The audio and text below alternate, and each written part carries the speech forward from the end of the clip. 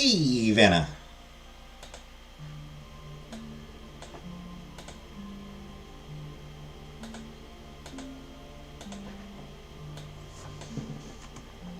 Hey, Delbel. Hey, PK. Hey, Killface.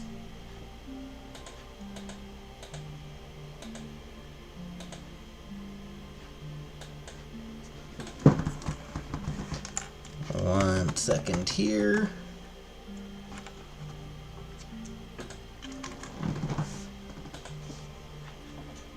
There we go.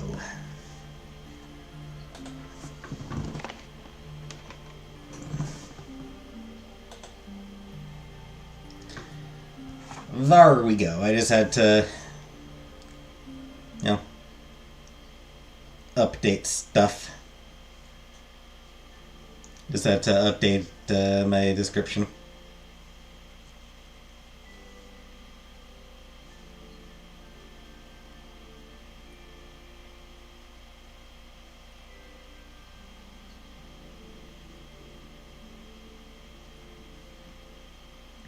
Aw, thanks, Killface.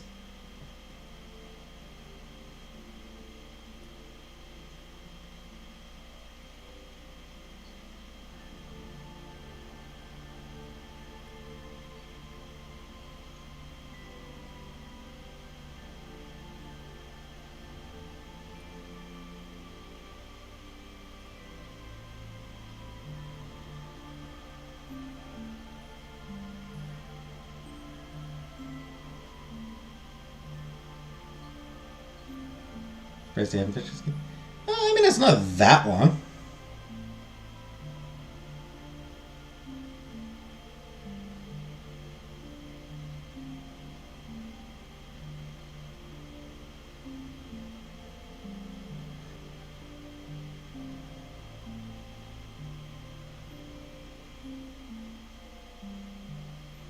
I mean, like, it sort of feels long right now, but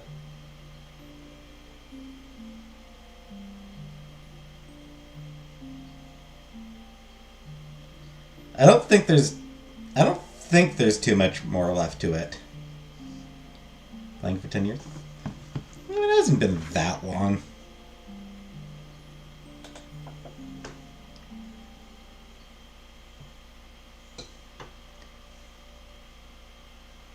Give me a second. Let me see when I started this one.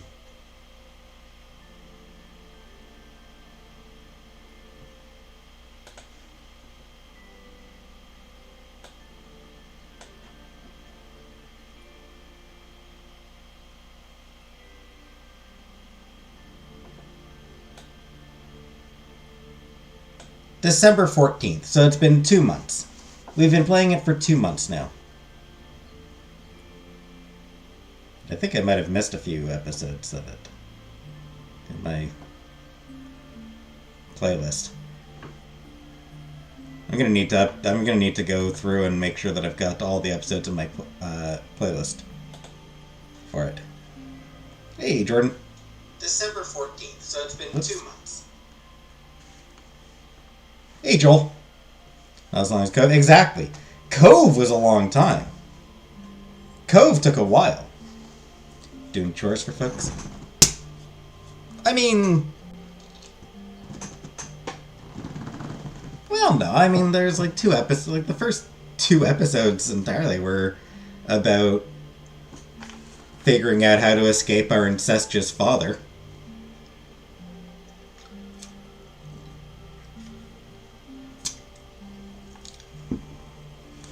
And then a couple episodes down on the farm, and so far a couple episodes as working as a cleaner.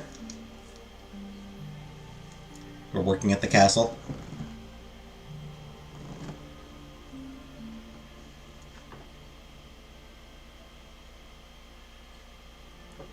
And I think we are actually most of the way through.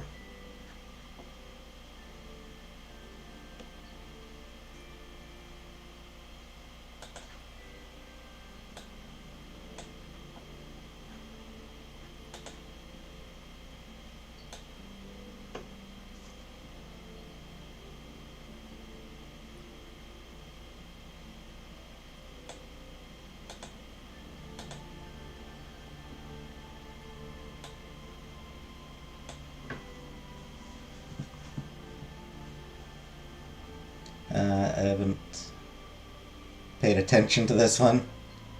So they're past the incestuous part of the plot. Mostly?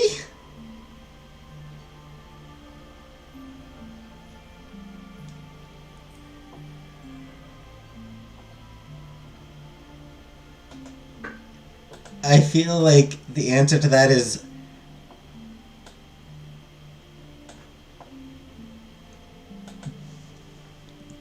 like I think we're more or less past it.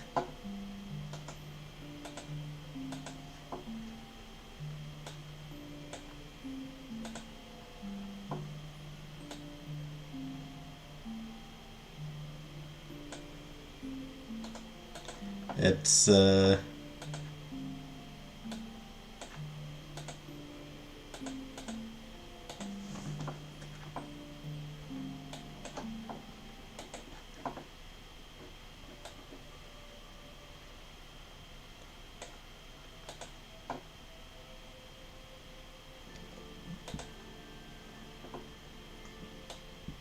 I mean, like, whenever we die, we end up back at the castle. And then, like...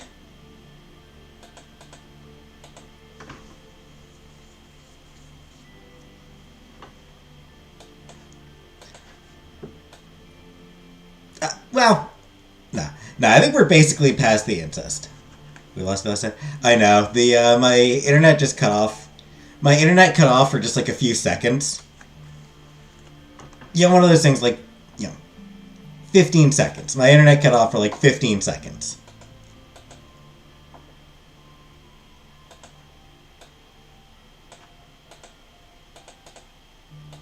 Which, unfortunately,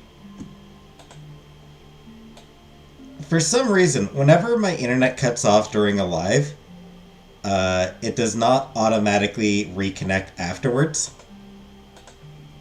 Like, once the internet reconnects, I'm not able to reconnect to the live. I would need to, completely start it over. And I'd already hit 2 hours. So I was like, fuck it, just call it a night. Worried sick. I was fine. No need to worry about me.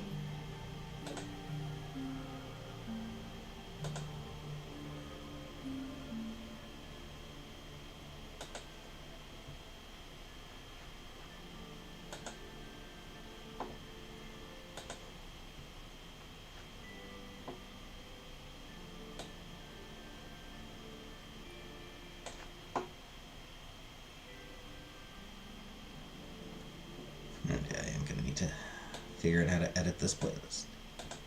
There we go.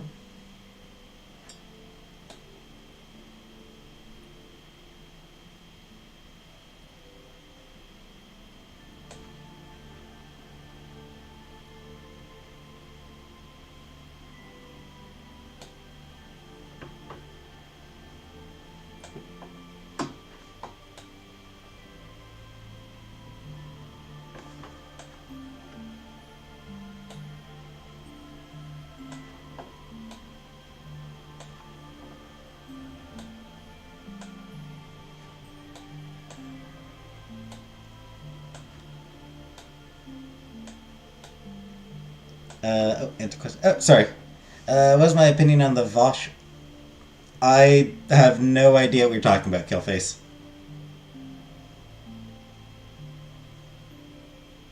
Is that the thumbnail about the...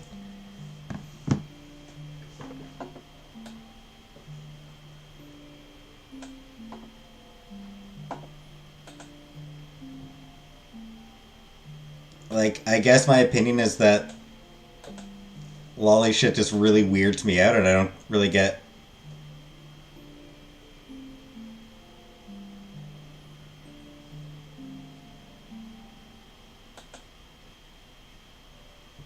Like, it's just weird.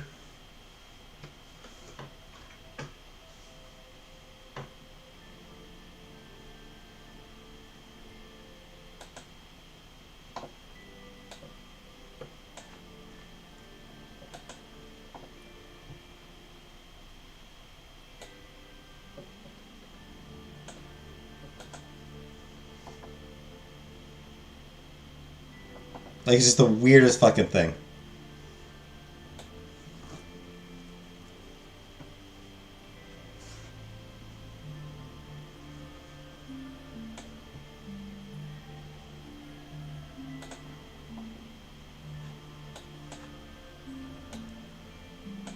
Like, I imagine, like, the defense is, like, oh, you know, it's animation, it's not... But... The aesthetic, not the kink.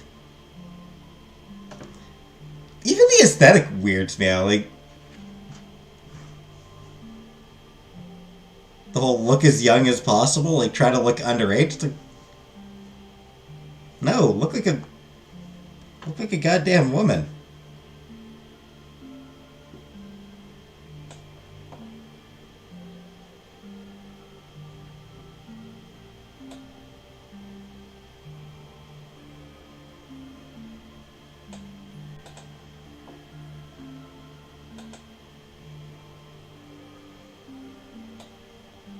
And sorry, I'm just sort of...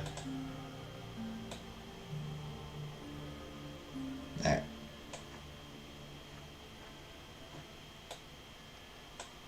So I think that's all sorted. Alright. Sorry, I just wanted to sort out my... But like, even just like, that's why I don't get like... You know, like the schoolgirl, like... You know, schoolgirl fetish, it's like... Or like, you know, like a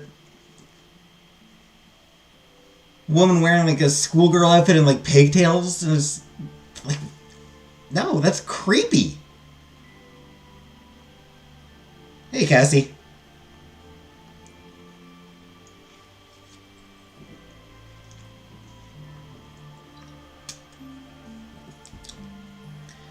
Even when I was of the age where it wouldn't have been as creepy, it fucking creeped me out.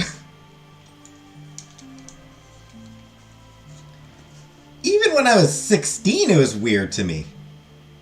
You know, like, even back when, like, 16 and every goddamn thing in the world was fucking... sexy. It's like, But why would you want to fetishize...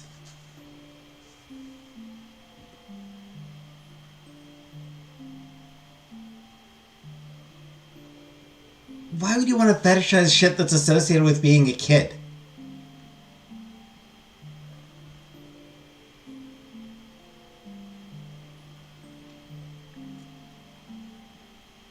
Vosh showed an image in his porn stash and there's something called Lolicon.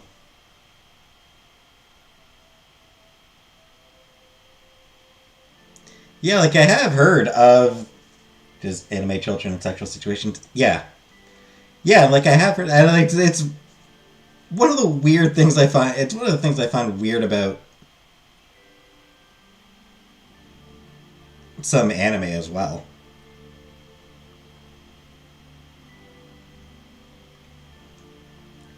Or a 3,000-year-old demon that looks like a child. Yeah. Oh, it's not weird. She's actually 3,000 years old. It's not weird. She's really old. She looks like a kid, but she's actually super old. So it's totally okay. Is Sailor Moon Lolly? No.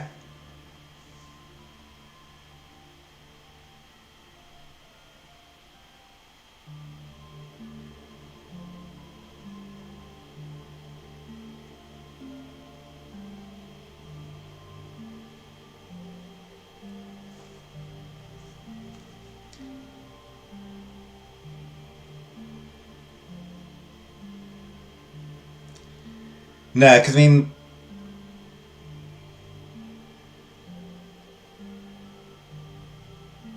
I don't feel like Sailor Moon was designed to be sexualized or fetishized. Because I mean, that's sort of the point. Is it's like it's meant to be sexualized or fetishized. I don't think Sailor Moon is intended to really... Hey, Scriptgoat. I don't think Sailor Moon is really intended to be sexualized. Yes, it's young women in short skirts. Yes. Young women with very long legs wearing short skirts. To be fair, the creator has incredibly long legs as well. So she's just drawing from her life at that point. You ever seen a photo of Nako? What's her name? Nako Taguchi, I think?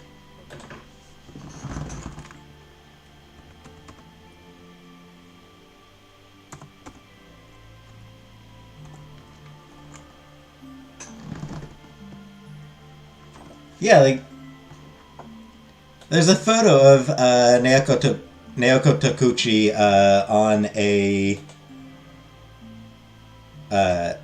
on a car hood, and she genuinely had just like ridiculously long legs.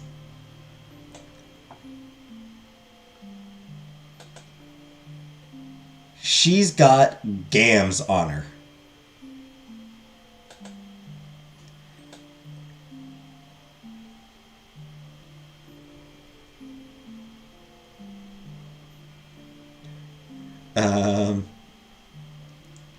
But anyway, yeah.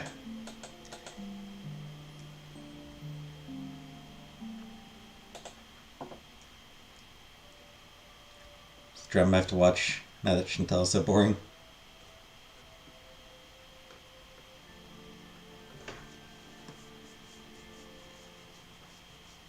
I don't know. Sometimes you see some... See... You know what? If you want drama, like, screw YouTube drama. Get into, like, hey, Anunnaki, get into, like, drama around, like, other fields. Like, find an industry. Like, find, like, an industry or a hobby or something like that, and look at the drama around that shit. Book industry drama, for example. Publishing drama. Amazing. Have you heard of Kate Corain?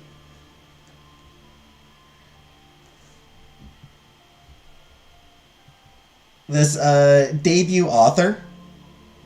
She was like this upcoming she had this her upcoming debut novel coming out. And for some inexplicable fucking reason, she decided to create a whole bunch of alt accounts on Goodreads, give a bunch of other debut authors, mostly women of color, give their upcoming debut hey alien, give their upcoming novels 1-star reviews while giving herself 5-star reviews.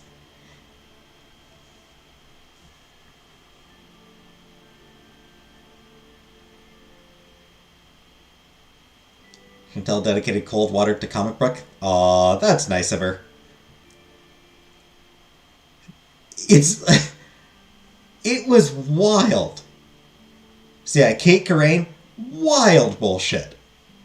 There's drama around the Hugos. Big award show in science fiction.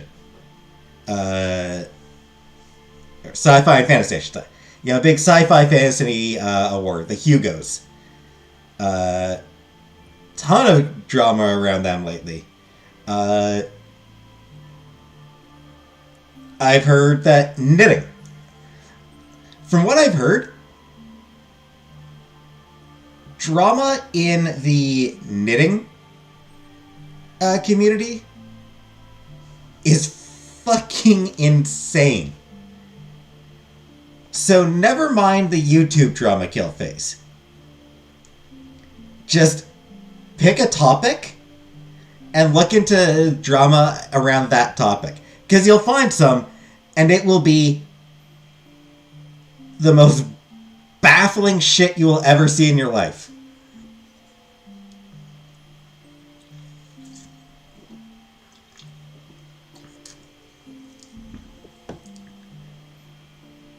Anyway, we are now 20 minutes in, 5 minutes past time to get started. We are getting going.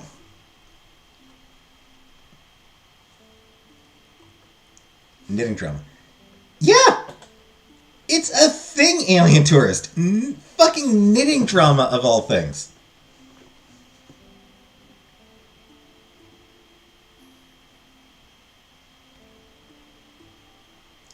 World War III or World War II out. Need YouTube drama now. I'm just saying, if you're looking for drama, there's worse places to go than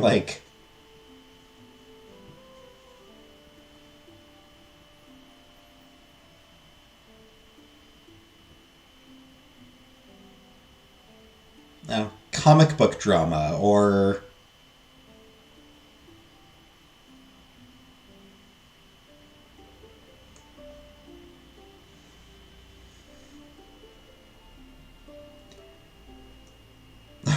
probably fucking gardening drama, you know?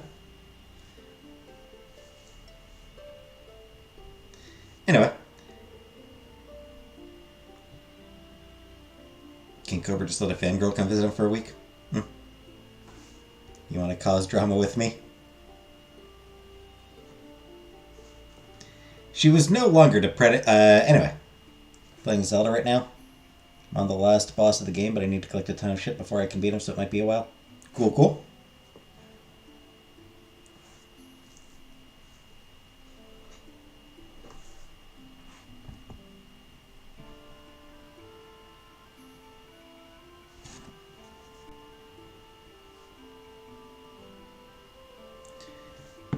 I watched a Let's Play. I did watch a Let's Play of Tears of the Kingdom. It's wild how weak the Zora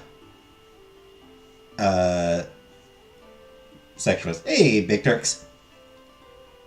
You know, the first, odds are the first place you're going to go is going to be Rito Village. And the Rito temple is fucking amazing. After that, you're probably going to go... The game seems to want you to go towards the Gorons. And the Goron temple, and the way to get to it and everything, again, really friggin' cool. And then after that, you're probably going to hit the Zora. And it's just really weird and weak and disappointing, and Sidon does nothing while you're there. And then you go to the Gerudo, and again, friggin' awesome. So it's wild. Just that it's 3 of the 4 races get these, and then you've got the secret sage. You've got that 5th secret sage, and it's awesome. And the Zora are just complete. Thoughts on X-Men 97 trailer? God damn, Wolverine sounds weird.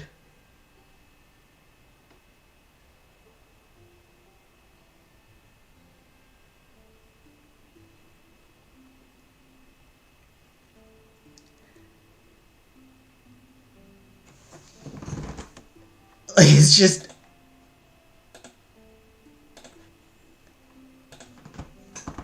He doesn't sound like Wolverine.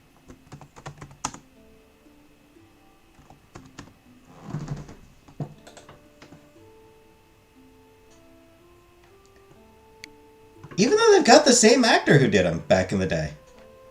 It's still Cal Dodd who did him back in the 90s. Well, no, it's still Cal Dodd voiced him back in the 90s show. I think what it is, it's been a long time since I watched the 90s show. And...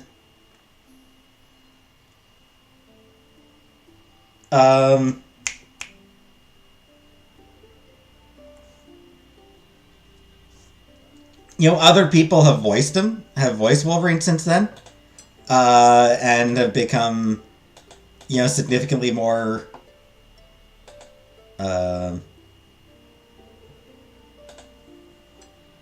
more iconic, like even more iconic than he was, strangely. Steve Bloom. Like, I think what it is just somehow Steve Bloom has become how I hear Wolverine in my head.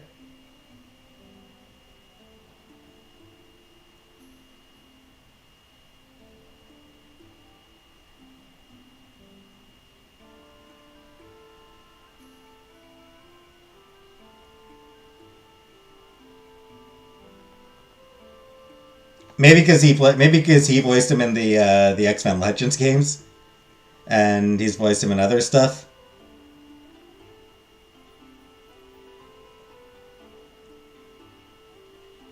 And he's just got the right role. He's just got the right voice for Wolverine.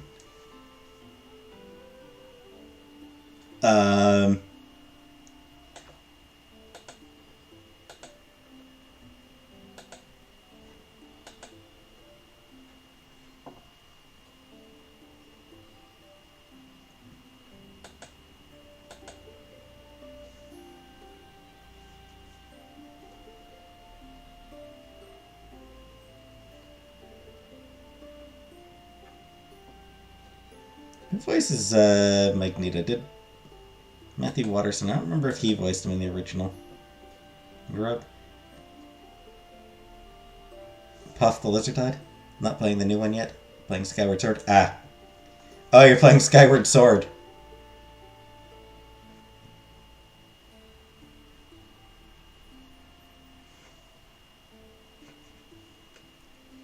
But yeah, former Member of Parliament Lesnora Zahn returning as Rogue. Yay!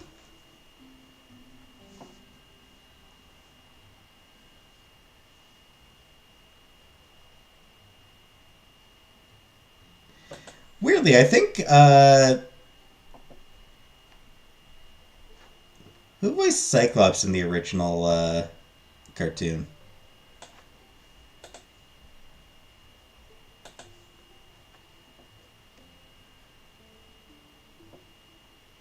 Nora Spencer, yes. Interestingly, like, they got a different voice actor for Cyclops, who sounds exactly like the original. Like, the guy they got to play Cyclops sounds so similar to the original. It's honestly, like, it's impressive how much he sounds like Cyclops.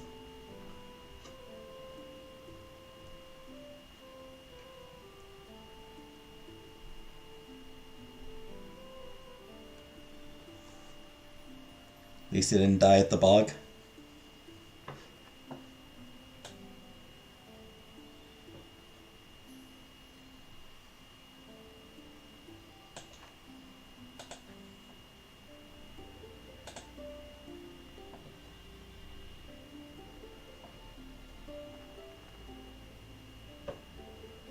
New voice actor for Jubilee. I don't remember if Jubilee talks in the trailer. Anyway. Would have used Puff as a meat ingredient or something?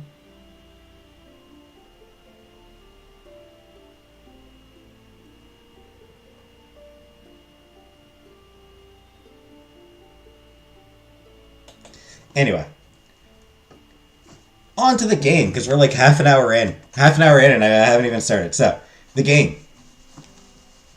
She was no longer letting depression overwhelm her. She was going to make the most of this opportunity to intrude on the ball. That night, the young woman prepared herself by washing her face, wiping her body, and doing her hair so that she would look better. Then she slipped in a hallway that was not frequently occupied and hit the ground with the hazel rod she still had in her possession. The magic chest appeared without delay, revealing the rich attires it was jealously guarding. How sweet it is to find yourself again. This is the time... Is this the time dress or the moon... I think this is the time dress, right?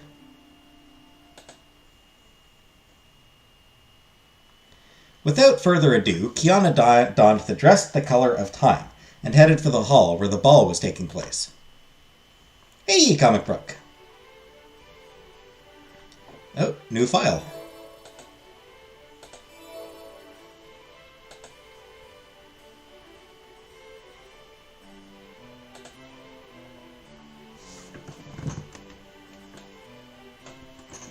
The shoes that were danced to pieces. Another tale told by the Grimm brothers in the second volume of Children's and Household Tales. The shoes that were danced to pieces, les souliers au bal usés, in French, introduces a strange mystery. Every night, 12 princesses are locked up in their bedroom, yet their shoes are found completely worn out every morning, as if they have gone dancing.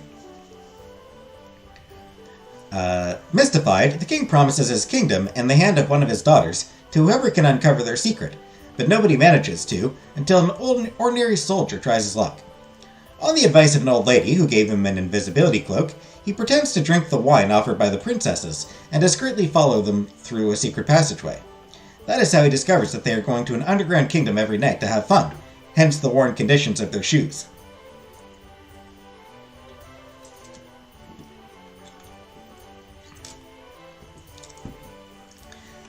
So the princesses are going to underground raves.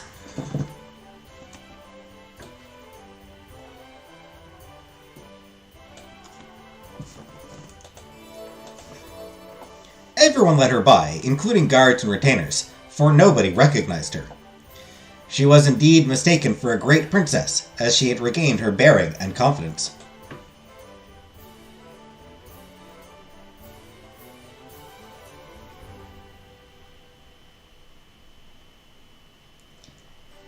Think of you every time she drank the cold water.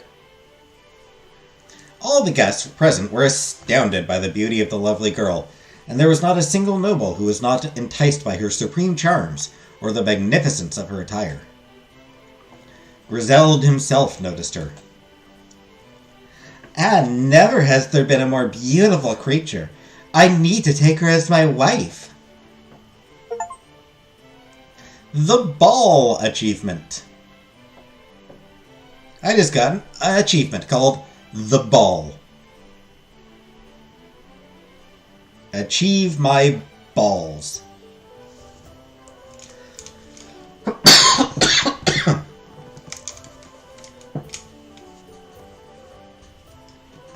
The prince went to meet this graceful stranger, offered his hand, and danced with her.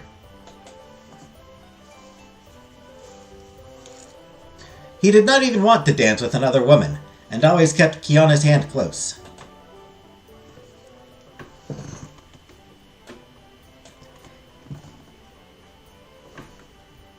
Why is she with the annoying man? Because he's a prince. He's a prince, and she's convinced herself that princes are good people. Like, she's deluded herself, basically. At this point, she's just completely deluded herself into thinking that he is a good, just, noble prince. Instead of being, you know, a pampered rich boy. A pampered, arrogant, conceited asshole.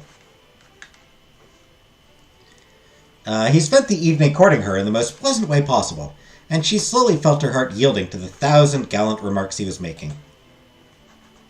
My God, is she me? We've all been there. The young Moor's plan seemed to be functioning perfectly. Her arrival had been successful, and Griselda only had eyes for her. It was almost too good to be true, but she could not help relishing that moment of glory she had aspired to for so long. In the bold arms of her beloved, all the suffering she had endured since her exile were gradually vanishing. Forgotten her disastrous escape into the forest, forgotten the harsh farm labor, forgotten Fleur's betrayal, forgotten the long days of hard work within the castle, forgotten the dread she had felt upon approaching death. Even the cruel humiliations of that morning seemed more than insignificant. It must have been an error, a mishap. In any case, it would never happen again. She was sure of it. Kiana was a princess, a great lady admired by all, and at that very moment the man her heart desired was bewitched by her beauty, becoming again the gentle and friendly being she had imagined. She could only be over the moon, intoxicated by this familiar yet ephemeral sensation.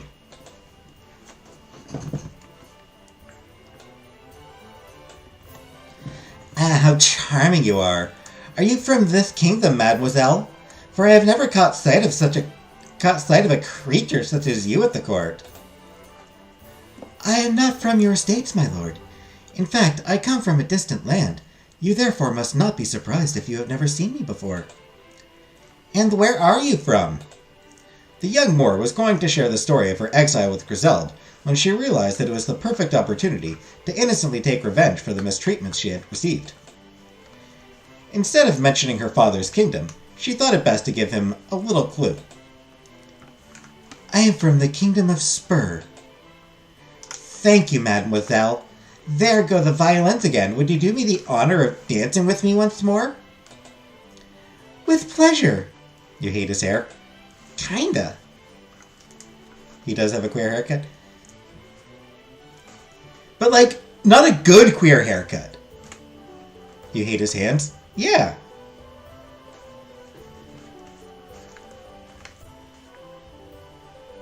However, it was getting late. His head is also weird shaped. Yeah, maybe a little. He looks like a medieval child. I mean, it is sort of fairy tale times.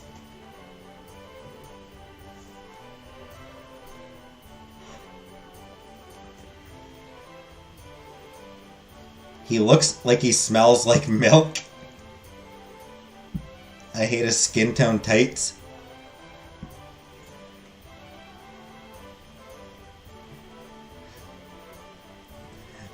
Looks like he smells like milk. That is incredibly evocative, comic book. He looks like he'd ask for more porridge.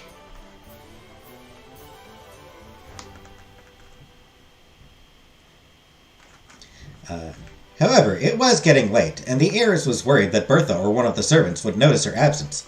Thus, she secretly decided not to stay for the whole festivities. Once that last dance was over, Kiana bowed down before the prince, and, as he was turning around, she disappeared so quickly that nobody knew where she had gone. Griselda sent the castle's guards to find her and questioned them, but no one had glimpsed the fugitive. Think it's unanimous he's a little bitch? He is. We collectively just destroyed this man's confidence. I mean, he's a dick.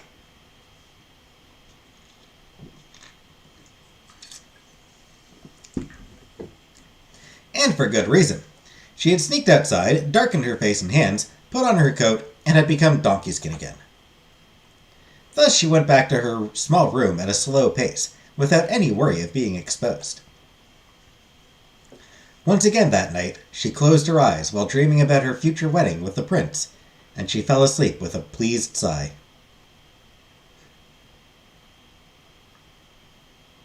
Maybe he's just wearing a tunic and nothing else? The next day, the entire palace was only talking about the beautiful stranger and the mark she had left on the monarch.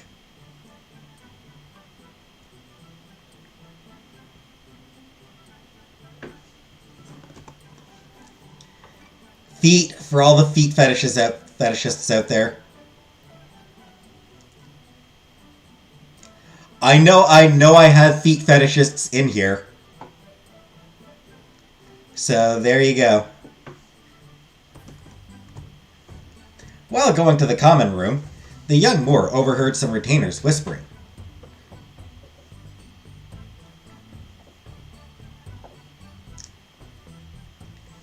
She needs some shoes. I mean, she's just in the common room. She's just up. Did you hear the news? Wait.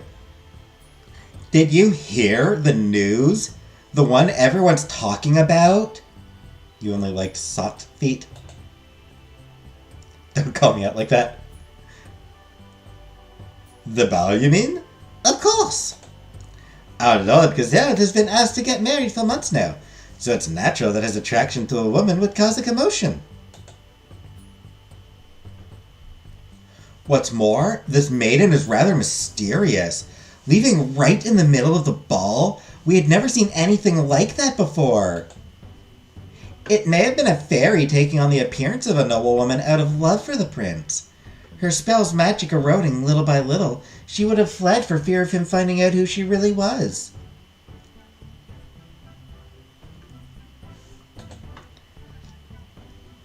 Let's be serious. Let's be serious here, come on. Fairies don't mix with humans. I'm trying to do my French accent. Oh. Let's be serious here. Come on. Fairies don't mix with humans. Satisfied to have caused a sensation, Kiana went to execute her daily work while whistling with a light heart. You also prefer very, very hairy legs? You like feet on cobblestones only? Thought that was Scottish. I mean, I was trying to do my French. For some reason, I couldn't get my French accent back. The beatings in her chest surged when she was asked to bring the prince his food during lunch. If Griselda had ignored her the first time, she had no doubt that he would now recognize her on the spot if she were to manifest herself. Sound like an engine revving? My leg hair is so long right now. Good winter hairy. Cool, Killface.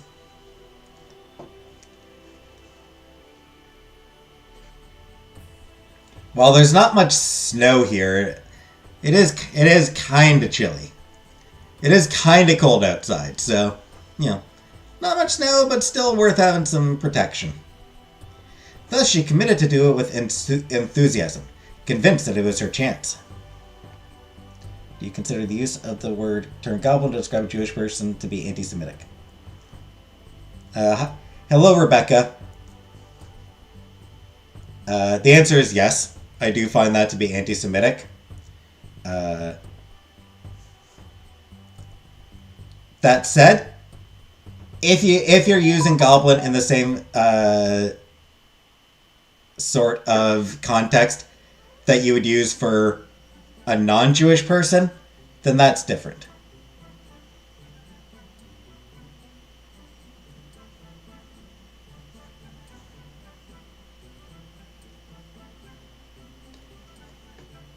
Because,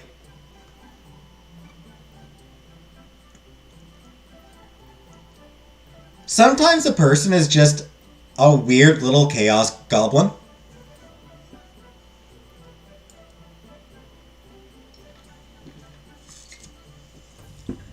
Some people are just weird little goblins. Nothing to do with race or ethnicity or religion or anything like that. Just some people give off goblin energy. A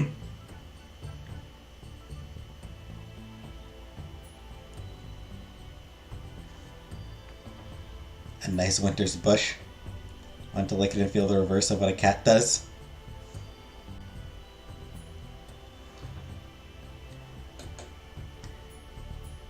This time it was a small, intimate meal, a fact she perceived as even more auspicious. There would only be Griselda, freshly returning from hunting, and his most loyal knights. Everything unfolded as usual, except for one detail.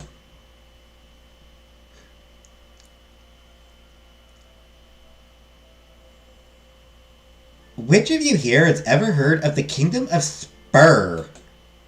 None of his men answered, as they were all unaware of the existence of that imaginary country, which annoyed the monarch.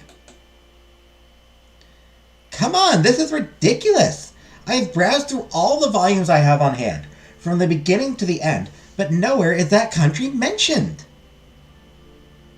The young woman could not help smiling while clearing the noble's plates. Yet I am here, right in front of you. Upon the sovereign's insistence to interrogate all of his subjects, Kiana slowed down her pace so that she would be the last servant still in the banquet hall at this particular moment of lunch.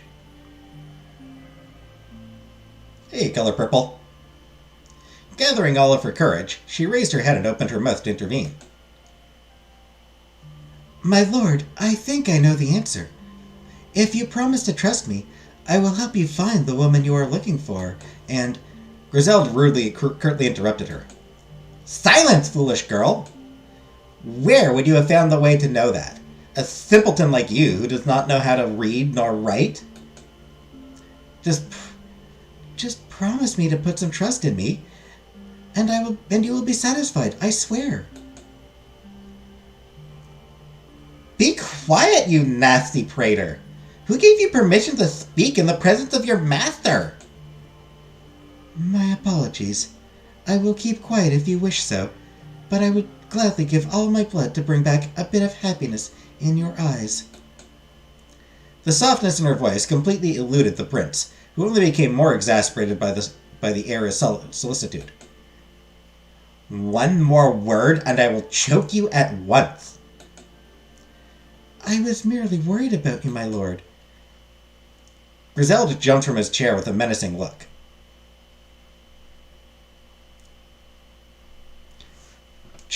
Dude, not until we're in the bedroom, guy!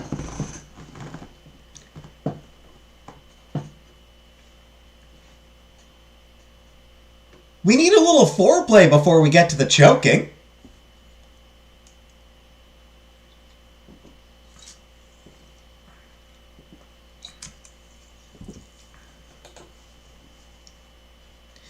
Now you had it coming, foolish girl. Someone fetch me my horsewhip. I'm gonna have to fuck Prince up. Indeed.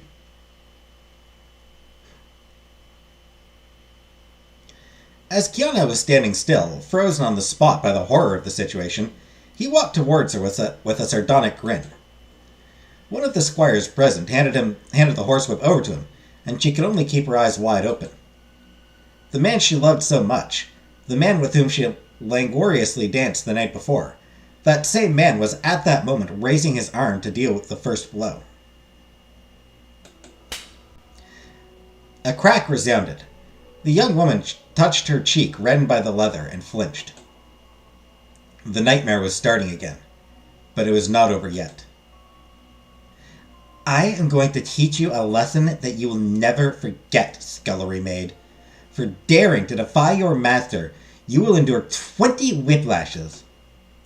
The prince made a show of bravado meant for the people nearby. Come on, let us count together! And without further delay, he firmly grabbed the heiress' arm to prevent her from escaping, and started to lift her clothes to expose her body.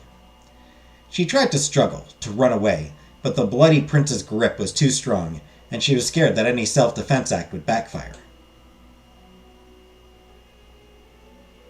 He whispered in her ear, Be aware that if you ever try to bite me or hit me, you will be flogged 50 times instead. 50?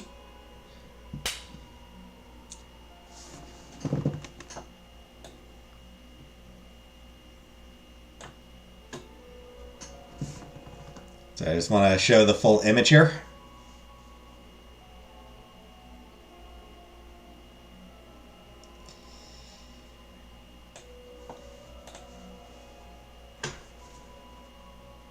Vive la résistance!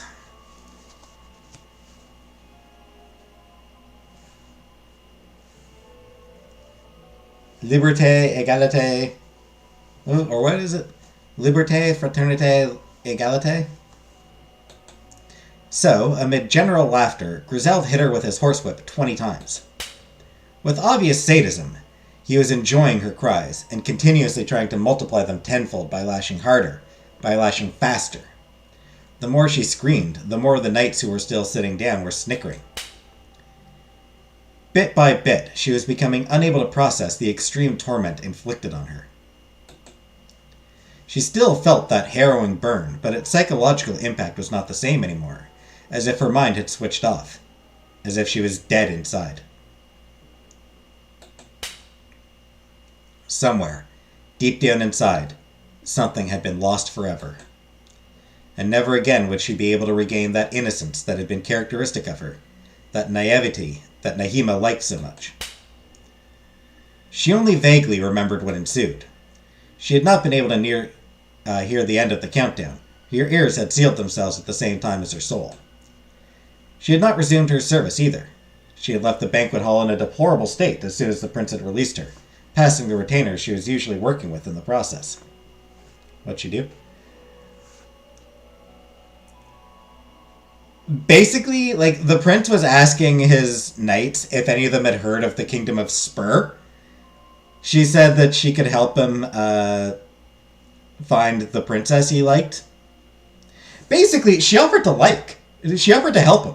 She's like, I can help you find, I can offer to help you find this woman you love. And he was like, shut up, bitch. So she's like, hey, I'm just trying to make you happy. And it's like, that's it. Time to poison the milk? Yep.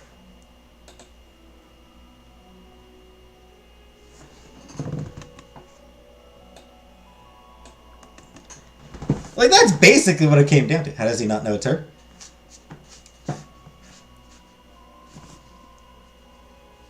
Because he sees a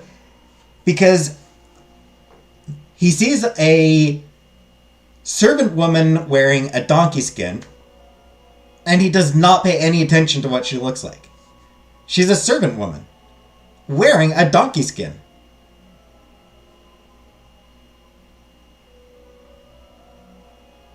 Personally, I wouldn't attack anyone, someone who wears donkeys, but whatever, sure. On the other hand, at the ball, he saw a, gorgeous woman wearing a gorgeous dress.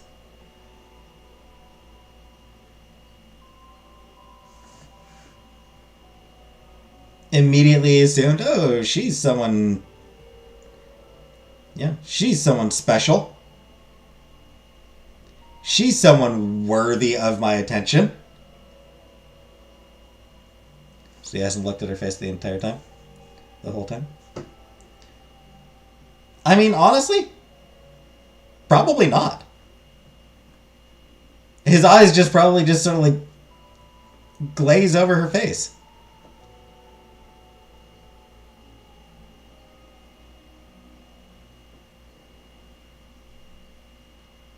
Yeah, what does it care she's just a servant. What does it matter what she looks like? She's just a servant.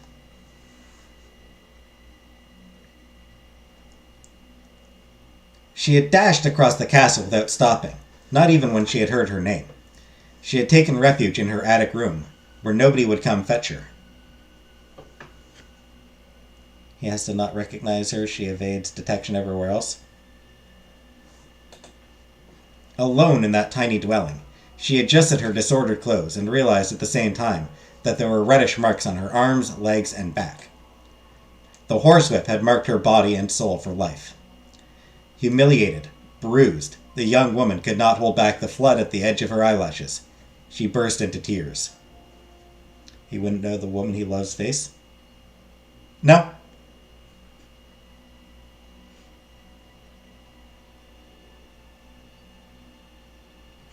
No, not really.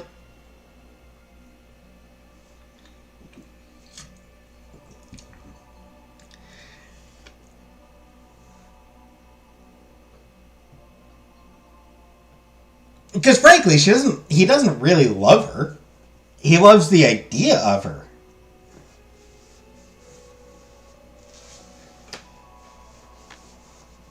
Yeah, he recognizes that she's gorgeous. Beyond that, he doesn't really care that much about her.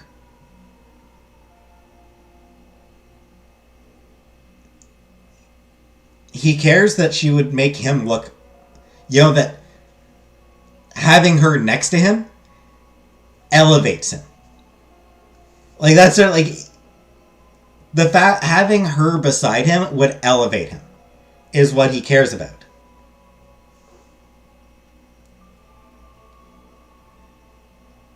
So, as soon as she's out of sight,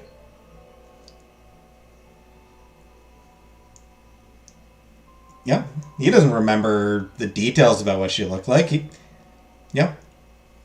He couldn't tell anyone the color of her eyes or how she had her hair.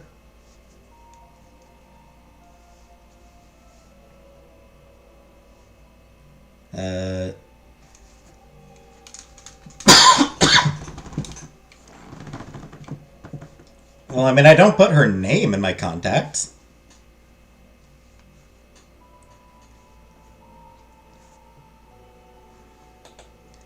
Why? Why? Why?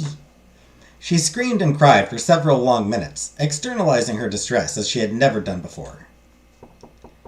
Finally, as the tidal wave was gradually wearing off, she suddenly distinguished a sound nearby.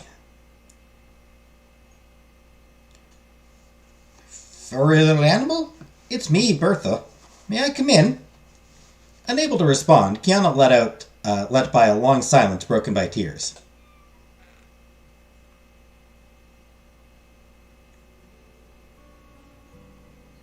Sever resin right in front of her. I actually haven't updated. I'll confess, I haven't. Since the last time she changed her number, I haven't actually updated her in my contacts. I keep forgetting. Because she changed her phone number a few weeks back, and I just keep forgetting to actually update her contact. But anyway, I have her in my, like, I use a nickname for her. I don't put her actual name, I put my nickname for her.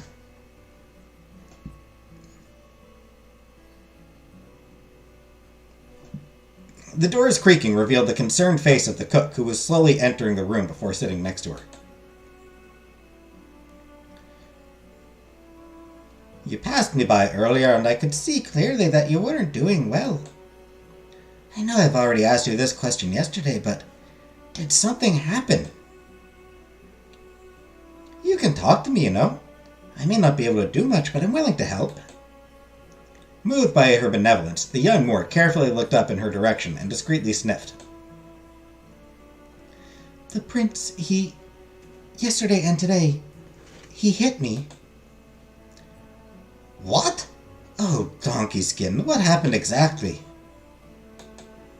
Understanding that her protégé would not say more, Bertha let out an alarmed sigh. What is the nickname?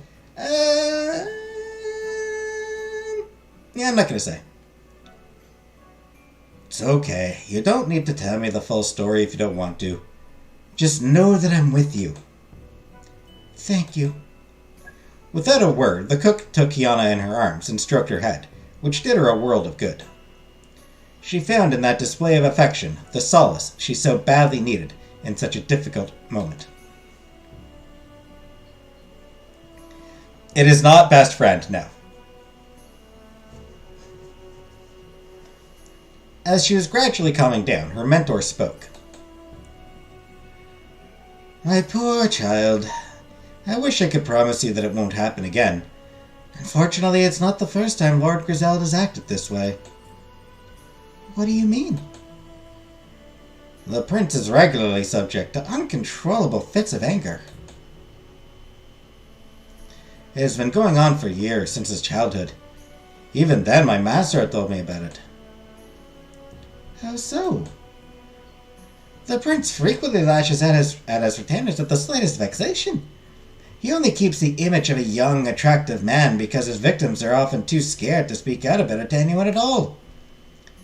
I've seen a girl silently wasting away before because he was prosecuting her, and the very few witnesses were too frightened of suffering the same fate to intervene. The poor girl ended up disfigured. Disfigured? He gashed her face, that beast. What happened to that servant after that? I do not know. She has mysteriously disappeared. Some say that she jumped off the dungeon and that her body rests at the bottom of the moat. Others claim that she simply ran away and that she's now leading a better life in another city. Personally, I'd like to believe that she's still alive somewhere, and that she's okay. Why did you not say anything? Because you wouldn't have listened to me. I tried to get you to understand that it was pointless to idolize the prince. That's all I could do at the time. It doesn't mean that it's your fault. Quite the contrary. Simply, nothing good will ever come out of the feelings you harbor for him. This is not a man worthy of your love, Donkey Skin.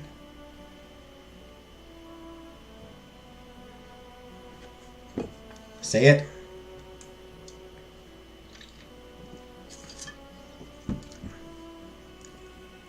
Killface is best friend to somebody.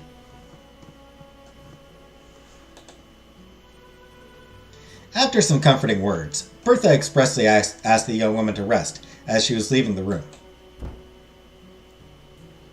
Hey, new file.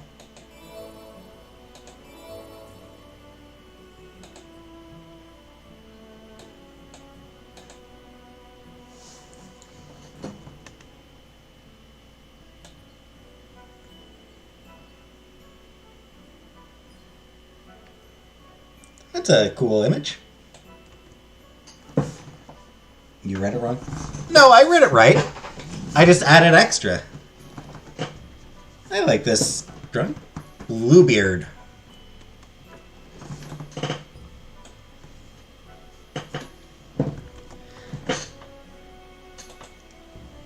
Where's Griselda?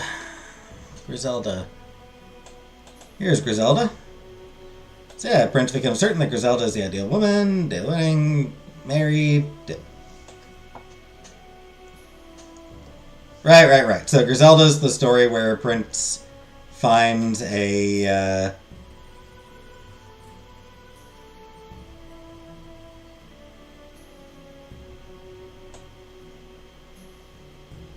finds some peasant woman that he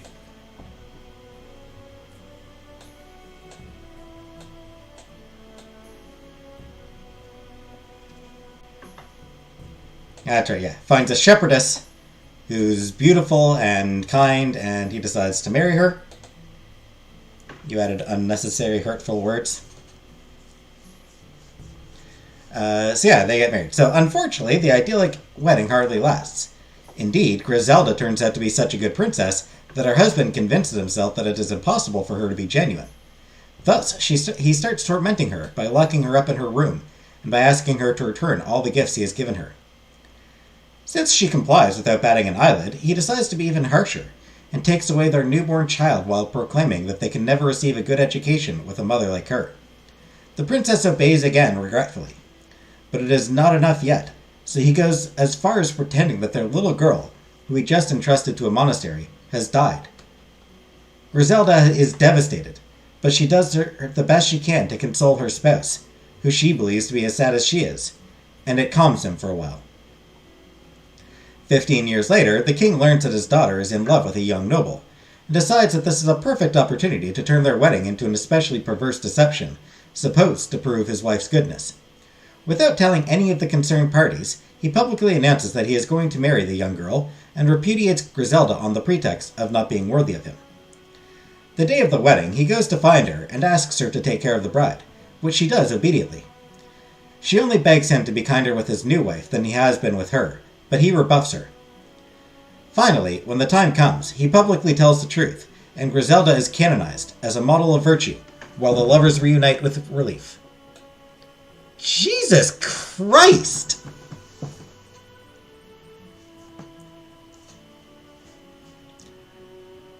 That's a terrible story!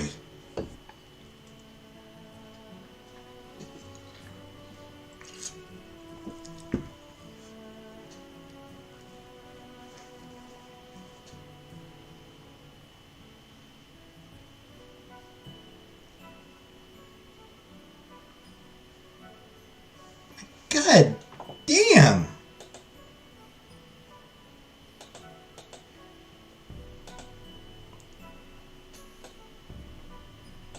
Shame that I seem to have missed that one. Griselda had to keep sweet. Lovers got together.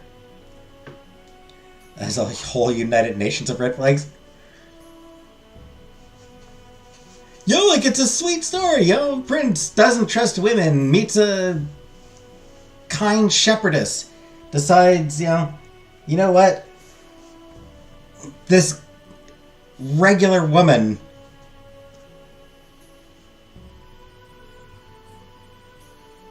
has filled my spirit with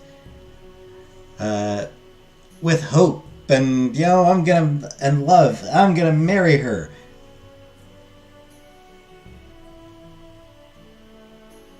And I'm gonna spend years torturing her, make her pretend that her kid is dead, and then tell her that I'm leaving her for a much younger woman.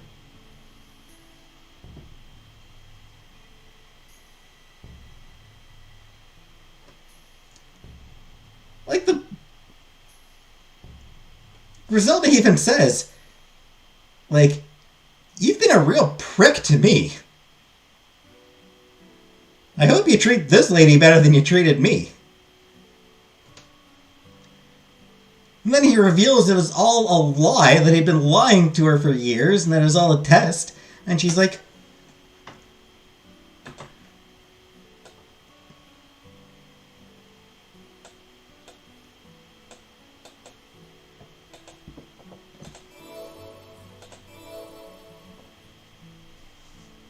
holy crap. Left alone, Kiana was in full mental confusion. She had wanted to believe that the misadventure with the spur was just a mishap, yet the horsewhip incident had finished shaking her beliefs. Was Grisel the man she thought she knew? How could he present her both his most endearing face and his most odious one? The argument she had with Fleur came back to her. The farmer had revealed the mistreatments her family had endured from the sovereign, and she had denied the whole thing. A man as kind as Prince Grisel would never do such a heinous thing. Would you dare say that I'm lying? If Bertha was speaking the truth, then it was very likely that Fleur's account was trustworthy as well. But conceding that would amount to confess that she had been in the wrong, that she had been mistaken about Grisel from the very beginning. It cannot be. My judgment could not possibly have been impaired by some artifice. Lady, you had a crush, and, you got a crush on somebody, you wanted to believe the best about him, and it turned out that he's an asshole. Although she was scared to discover that the man she loved acted like a monster, Kiana was still clinging to a last glimmer of hope. She needed to be sure. Thus she swiftly cleaned herself up, attired herself with the dress the color of the moon, and went to the second ball, looking like a king's daughter. I do like this dress.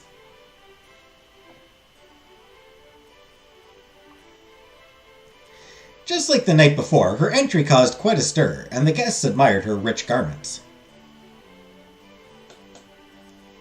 The prince came to meet her, delighted to see her again. Ah, mademoiselle, you deceived me last night. I beg of you, tell me what country you are from. I am from the kingdom of Horsewhip. You have my gratitude, for I am hoping to ask for your hand in marriage. In the meantime, I pray you will accept this dance. Cradled by the tender arms of Griselde, Kiana felt her anger leaving her little by little. The magic of that moment was too strong, and she had to deploy a wealth of energy to keep a cool head, and finally ask the questions that were gnawing at her.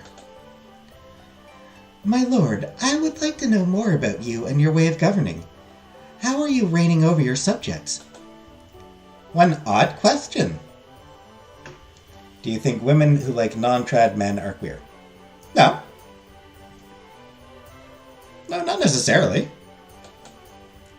I suppose that it depends on the subjects. I have my heart set on ruling through admiration among my closest vassals. All the noble men and noble women here with us have to envy my way of life and what I own. Yep, that says everything.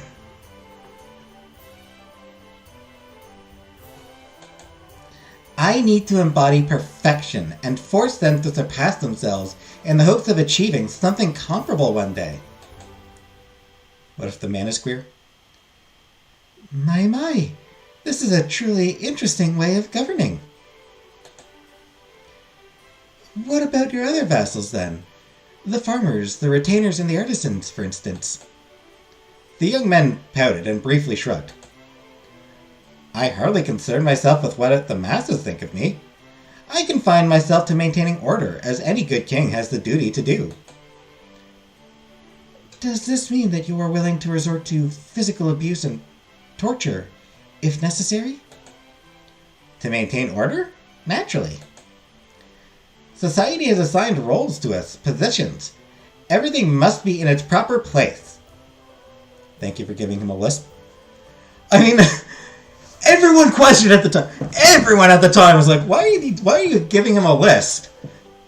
But now everyone's like, no, that's fair.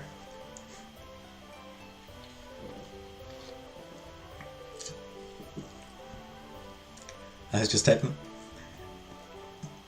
I feel vindicated for my choice. I feel vindicated for my choice with his voice. The worse he gets, the more vindicated I feel somehow.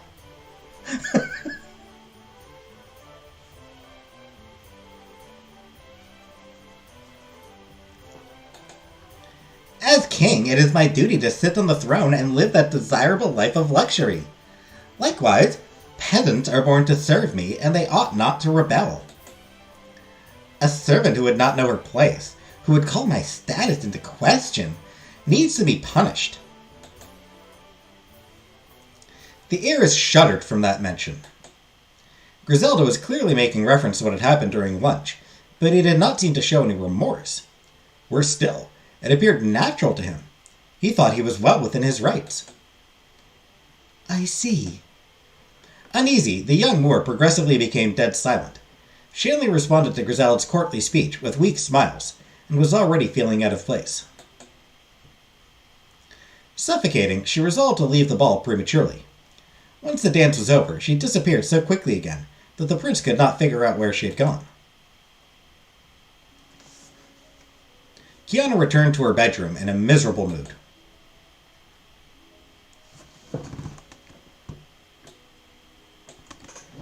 Deep down inside, the princess had hoped that Griselda would have refuted, that he would have sworn he had never laid hands on his servants. But, on the contrary, he had admitted. He had revealed to her that he had no problem in using violence against those who have the audacity not to know their place, without the shadow of a doubt. Dr. Phil needs to send him to the ranch.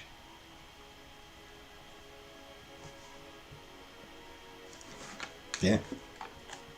Let's see how he likes a few rounds with the horsewhip.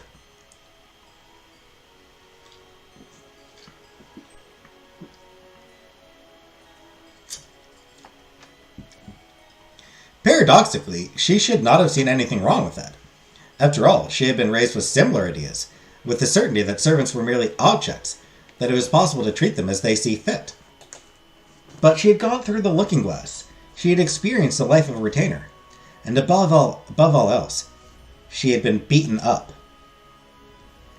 How could she still have faith in a sovereign so choleric and violent? What guarantee could she have that such violence would not turn against her? That he would not try to beat her once she would be his queen? If his subjects were merely objects he could rid himself of at leisure, was he not going to treat his wife the same? Would whiplashes become her daily reality?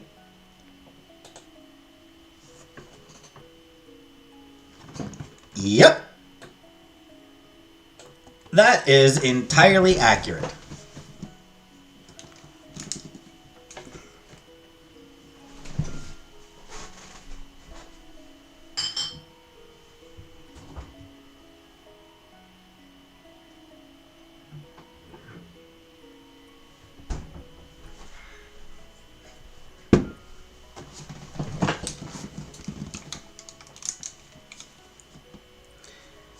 He would absolutely be the kind of guy who beats his wife and sees absolutely nothing wrong with it. Hey, gotta keep her in line, you know?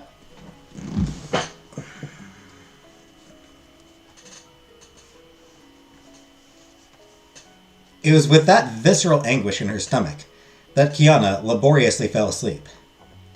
Her dreams were infected, offering dreadful visions of the abuse her new husband might be ready to inflict on her.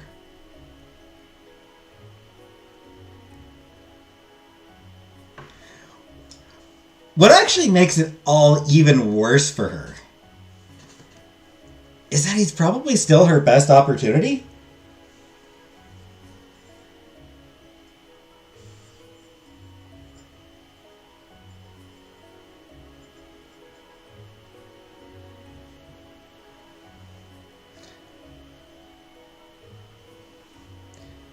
The whole reason you're in a servant room with a donkey in your head is to get away from her abusive dad. Yet here we are. Yep.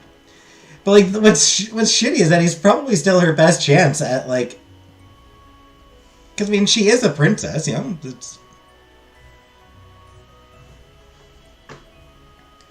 Would she ever be happy with a common life? Probably not.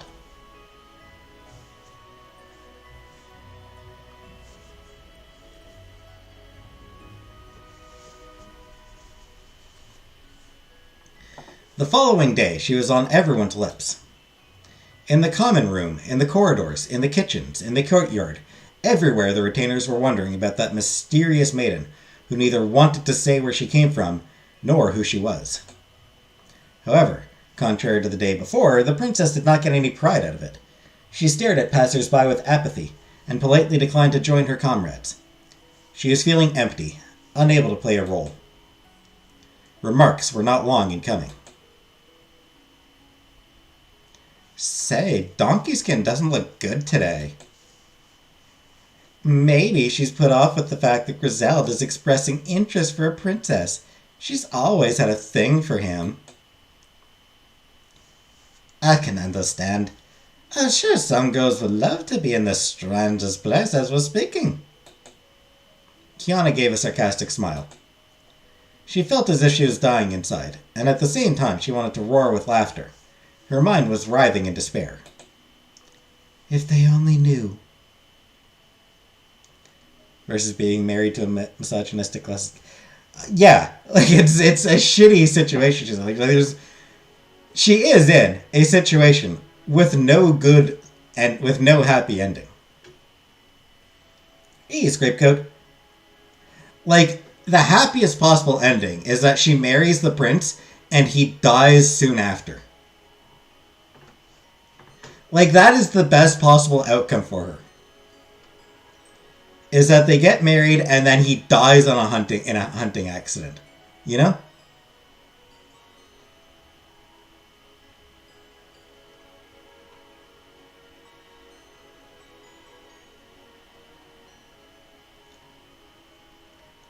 Some sort of tragic death that she can't be implicated in.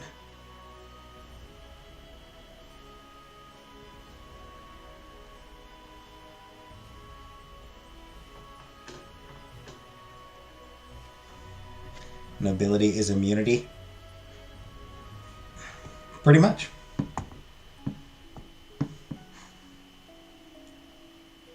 Get them in the hall, lock the doors, and go carry on all of them hoes. I don't think she has telekinesis. I don't think Kiana has telekinetic powers, though. She had believed to be the heroine of the story, had fancied herself so much that way that she was only now realizing the unpleasant truth. She was not the main character, but a mere spectator of something that was beyond her, and that she had naively thought she could control. Go be a hot lady of the woods, go out and be free, do some fairy shit and leave men behind. Ask her fairy godmother to kill him. There you go. In your world she does. Then the young woman met Bertha coming the other way. Hello, Donkey Skin. I hope that you've managed to regain some of your composure since last night. Kiana quivered before realizing that the cook was simply mentioning the discussion they had had in the attic room. I know that I've told you things you certainly didn't want to hear, but I think it is important for you to know. I do not hold a grudge against you. Quite the opposite. You have always been considerate with me, Bertha, and for that I am very grateful. Come on, don't mention it. And don't act as if it's the last time we will see each other. Unless... Are you planning to leave? I must confess that I do not know what I should do. Should I give up? I unfortunately cannot make this decision for you.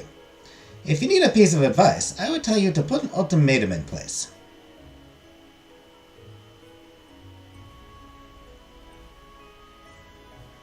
Lady of the Wood.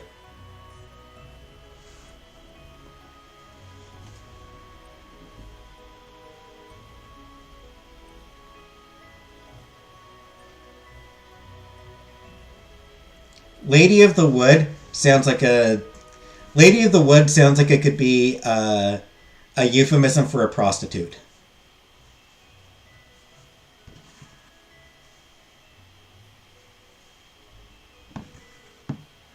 I'm just thinking, Lady of the Wood.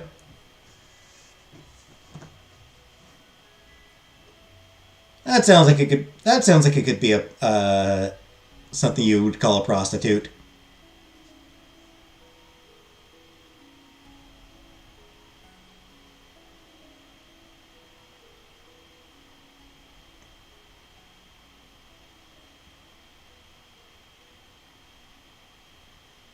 Am I wrong? Don't start speaking incel. I'm sorry. I'm sorry. Aren't we all prostitutes? Kinda. An ultimatum? Draw an impassable line in your heart of hearts. This line reflects what you would not want to happen in any circumstances. The worst possible scenario. If Griselda were to cross that line, then you know what you ought to do. This seems to be good advice. I will follow it. You're welcome.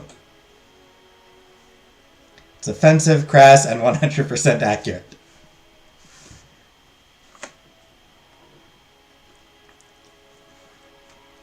Thank you, Bertha, for everything you have done for me. There you go again. I really want to tell you these things, and I am afraid of never having another opportunity again. As a result, I prefer to pour my heart out now.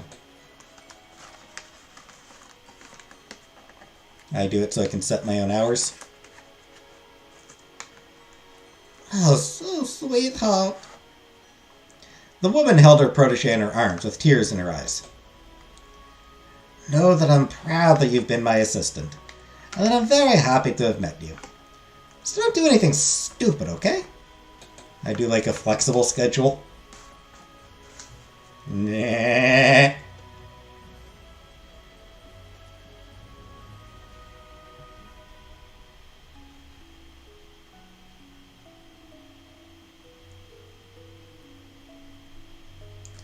I also appreciate a woman with a flexible schedule.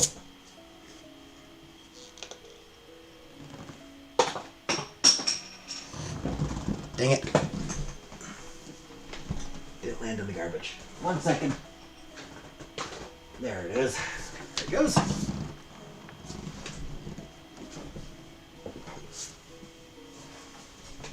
I'm really flexible. People gasp. I will do my best. As the cook's back was moving away, the princess had the clear impression that this day would be her last, that she was reaching a turning point. Her actions would determine her fate, she was sure of it. Today she would be a queen or a beggar. Upon taking a quick look between the pillars, Kiana glimpsed the prince's group parked in the courtyard. What if this was her last chance? Determined, she ran across the castle in order to intercept him before he went hunting. She had to make him understand her situation. She had to reveal her identity. If she managed to obtain an apology from him, she would be ready to forgive everything. Well, this is going to go badly for her. The young woman rushed outside just as their departure was being sounded. Griselda was turning his back on her. He had to notice her presence. So she shouted as loudly as she could. Your Majesty, wait! The knight scornfully looked at her as the prince was making his horse trot in her direction.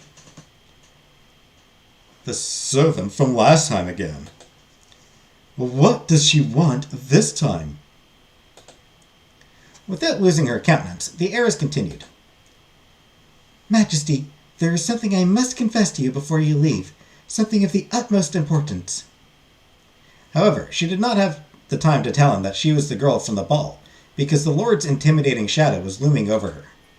Griselda cut her short. You little pest! Do you ever know when to stop? Stop bothering me at once, or I will no longer be responsible for my actions. The young man threatened her with the bridle he was holding in his hand, and ordered his group to follow him.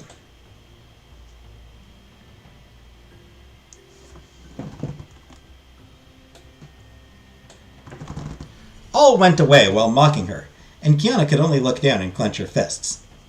There she had it, the much-dreaded confirmation. The prince's behavior was not an error. He would never listen to her under her scullery-maid disguise. This thought should have saddened her, but, surprisingly, it had a very different effect. The young Moor felt extremely angry. Repeatedly affected in her pride as a princess, she could not bear any more humiliation. Enraged, she swore that this time she would go to the ball not to impress Griselda and his guests, but to take revenge. She would make him pay for the abuse he had inflicted on her. She would force him to apologize. Do it, girl! For the last time, Kiana got ready and put on the dress the color of the sun.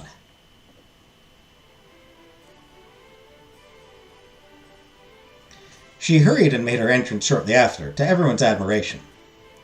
The crowd was heaping praises on the brilliance of her clothing, whose splendor was unrivaled.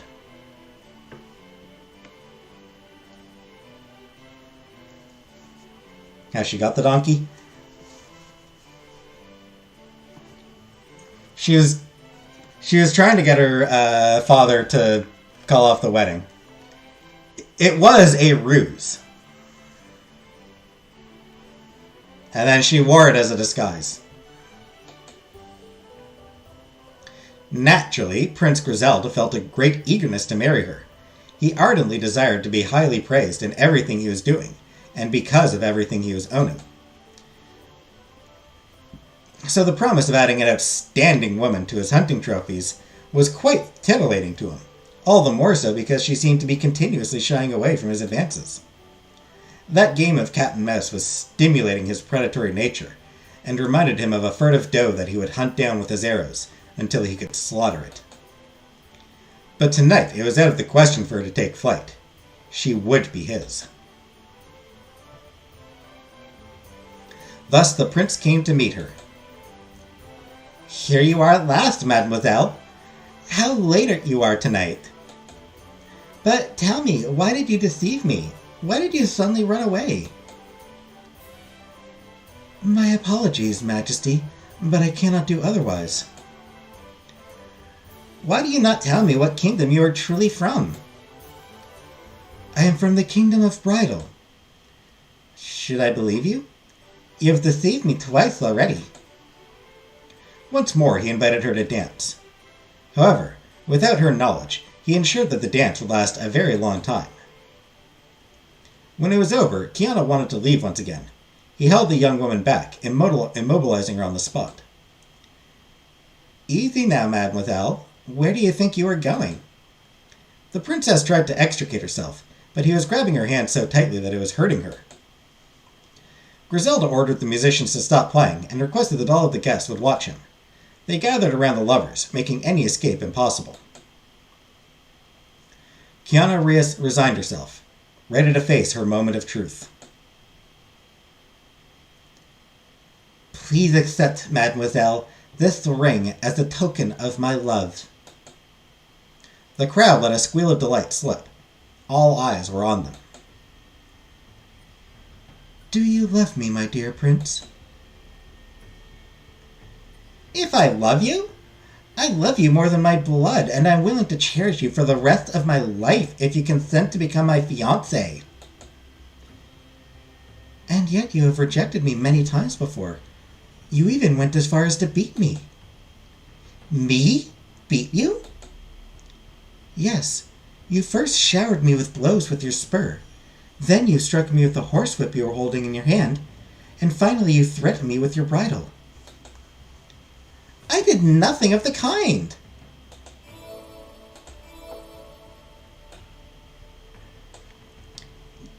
D2 Migulelu.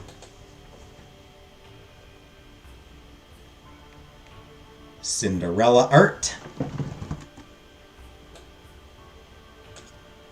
Littlefinger, or D2 Migulelu, is a Corsican variation of Cinderella, told by Frédéric Ortoli in Conte populaire de l'Île d'Écosse, 1883. I am bad at pronouncing shit! Woo! A very peculiar variation at that, since the heroine is born beautiful and endowed with a gorgeous voice, but as little as a finger. At first thrilled by her birth, her mother eventually abandons her in a cooking pot at the age of 16 because she cannot stand her size anymore. Weird. The king's son, who happens to be passing by, hears her sing. Enamored with her voice, he swears to marry her if she shows herself. It is only by smashing the pot with a raging kick that he involuntarily releases D2 Magnulelu. He is extremely annoyed to discover that the one he has just proposed to is in fact a midget, but still decides to keep his promise and takes her to the castle. As time passes, he succumbs to gloominess and decides to organize great balls to amuse himself.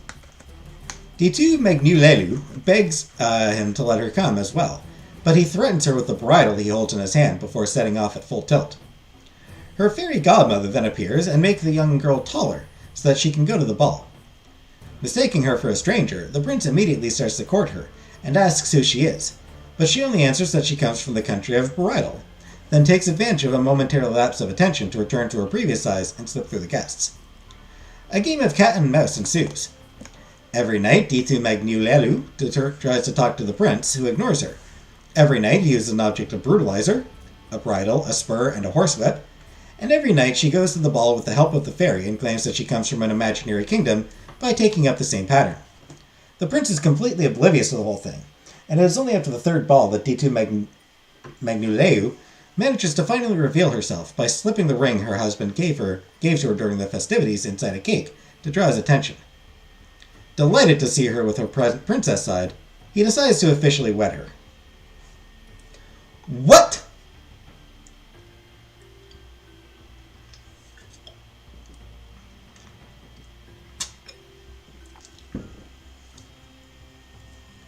How are these happy endings?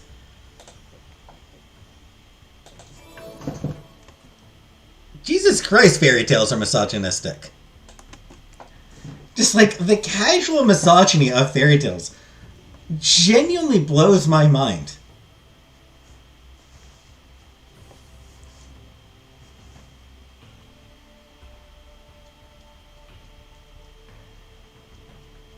It is a grape soda. He threatens to beat this girl. And then when he finds out...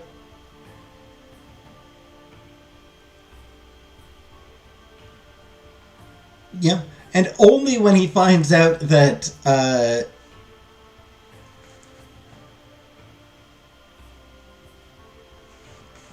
yeah, he spends 3 nights threatening to beat this girl. And then she reveals that, hey, this lady you've been flirting with, it's also the woman you've been threatening. And I was like,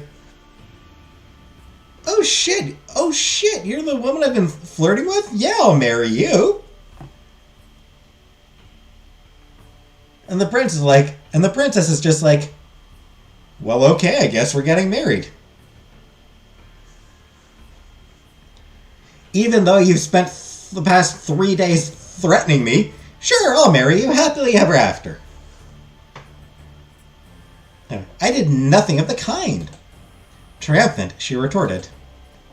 And yet you did, my lord. I have been working in your service as a goose herder in order to get closer to you. It is actually me you have beaten when I had the appearance of that scullery maid you disliked so much. Oh, so you were disguised as a scatterbrain in order not to arouse my suspicion? I must now admit that you are her spitting image. Very well, mademoiselle. You managed to fool me. The young woman's face crumpled. She had only gone to the ball so that she could extract a proper apology from Griselda, but he seemed awfully nonchalant. Once the denial had stopped, he did not even attempt to acknowledge his guilt, or to get to his knees. No, he was merely shrugging in front of her, smiling as if he could not care less about her feelings. Most men really don't want to know how terrible they are to women in general and how misogynistic their mentality actually is.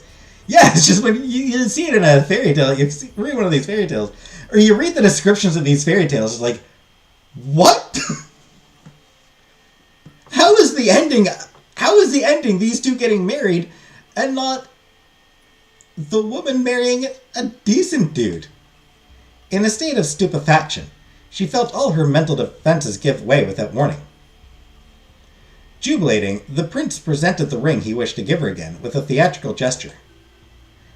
Mademoiselle, I love you, and I want to propose to you at once. Would you accept to become one with my destiny? Hey, Wobetide. And yeah, this dude just found out that he beat the woman that he's proposing to. He just learned that he beat her. Like, she comes out to him and says, like, you beat me twice and threatened to beat me a third time. And he's like, oh wow, you really fooled me. Anyway, moving on.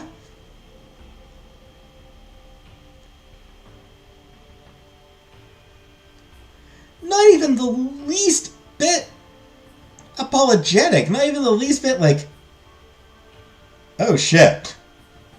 That's probably not going to help my chances here.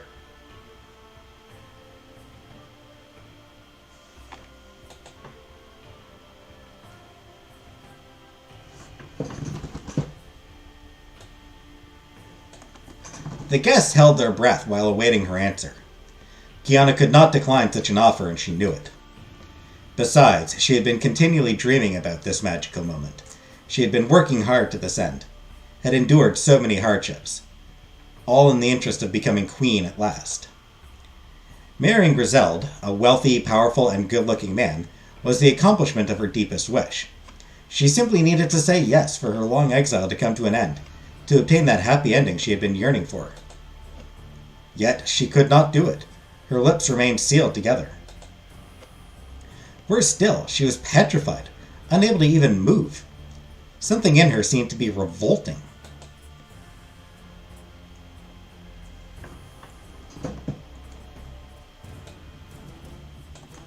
As this long silence was challenging his patience, the prince did not intend to leave her any choice, and came nearer with a sickly sweet smile that looked more akin to a sinister grimace, because it was dripping with duplicity.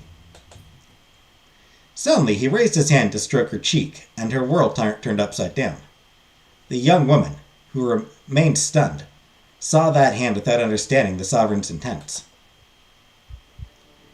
Immediately, recollections of the beatings she had received flashed by in her mind.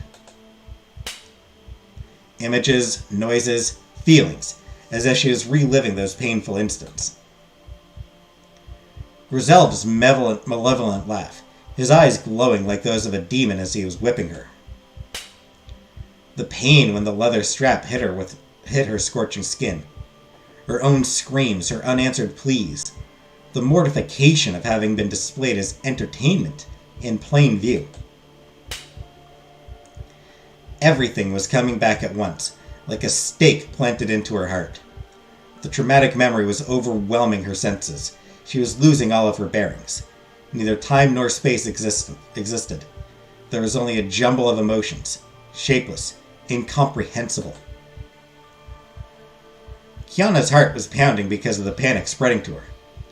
Thus, in the chaos, she perceived the man who was coming towards her as a threat. Terrorized, she unconsciously took a step back at the very moment the hand was about to touch her. It was merely a survival mechanism, a natural response to the abuse she had endured over the last few days. Yet, that unfortunate action proved fatal to her. The prince was not accustomed to be challenged in the slightest, and he took that rejection very badly. The blow dealt to his pride was all the more terrible as his own guests turned against him, by immediately starting to giggle behind his back. Have you seen this poor girl's face? She looks disgusted at the mere idea of wedding him. Did she not say that he had hit her? This is not proper conduct to have when courting a lady. She must see the sovereign as he really is. Conceited and abusive.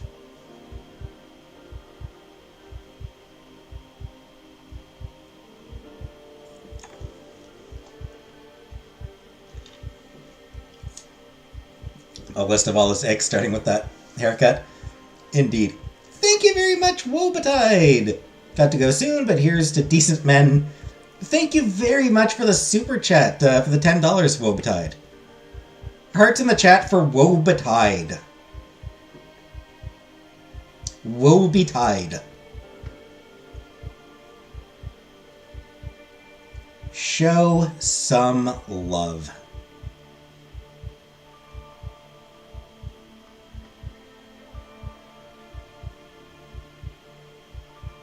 And yes, decent men only slap women when the women have asked for it.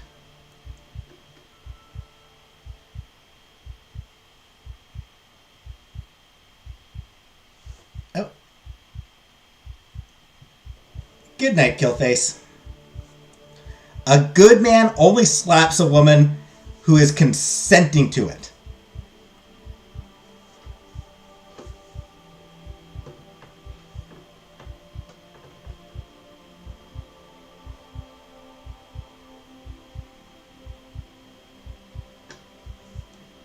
Because, I mean, some women are into that shit. Some women are into that shit.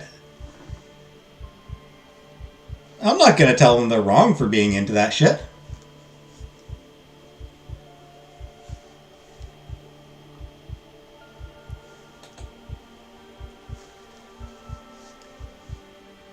Griselda's always been an irascible man. It is not very surprising that he would scare off princesses. At this pace, he is never going to get married. She's not the first one to turn him down, but this one is quite brave. She's not even promising to think about it. Neither is she making excuses to avoid having to accept. No, she is physically pushing him away. The noble's chattering struck the final blow to the prince's leniency. Belittled in front of his own subjects, rejected by a woman, wounded in his enormous ego, he exploded. His friendly look turned into an expression of vile resentment, suddenly making him appear very ugly. Flying into a dark rage, he began to insult the poor girl, who did not know how to react. Miscreant! You have the audacity to refuse your lord's proposal? I am doing you the great honor of taking you as my spouse. You, a beggar, a scullery maid with a treacherous tongue, and you still dare to make light of me? This is not what I wanted. Silence, foolish girl! So be it. You will be severely punished for your insolence. Guards, I order you to take her to prison. She will be crucified at daybreak. Lord, have mercy. May your punishment serve as an example to all the women in the kingdom. Let them know that, from now on, they have to submit to my will under penalty of execution. He's clutching his pearls. He literally is clutching his pearls. No girl, whether a baroness, a duchess, a cook, or a scullery maid, has the right to deny me her body. Charming dude. Charming, charming man.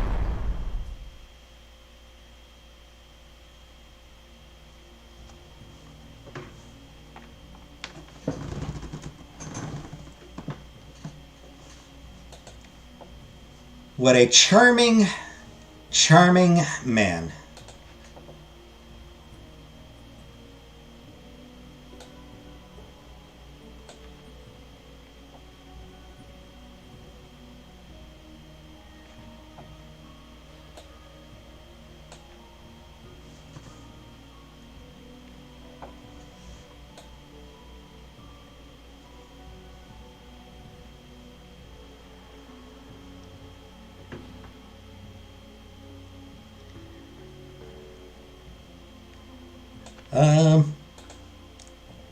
And that's a good place to end this, I think.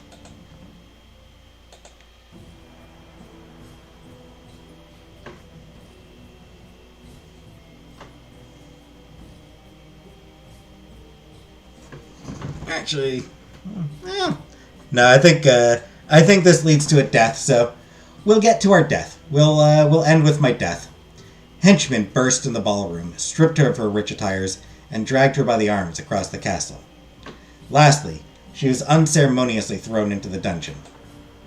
Within those damp and cold walls, she implored the king to grant her his pardon, again and again, in vain. When the executioner came to pick her up at the crack of dawn, she had hardly slept and was already looking weakened and pitiable.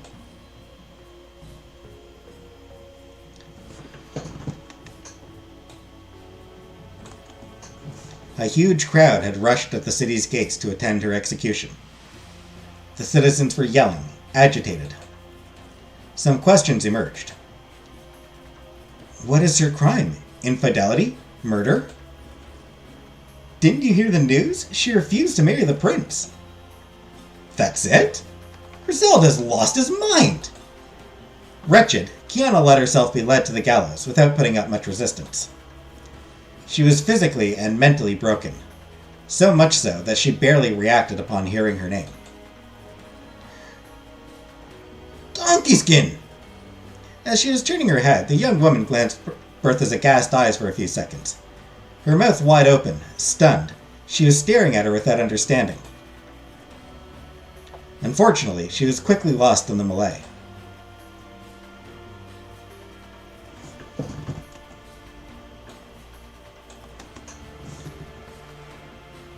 The criminal was laid on a wooden beam as the executioner nailed her 2 wrists.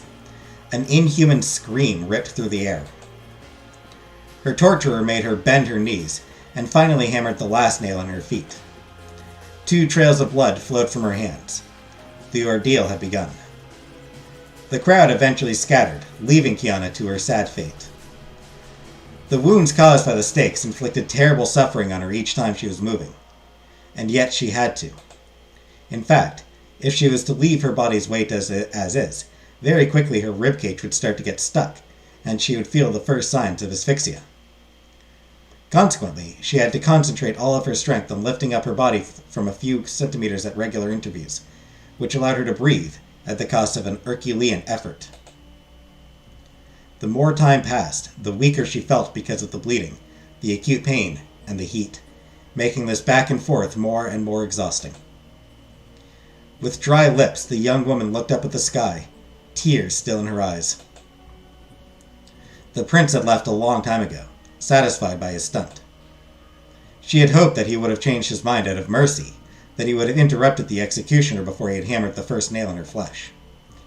She had believed that her repentance would have softened his heart, and she was only realizing just now that it was impossible to melt a heart of ice like his.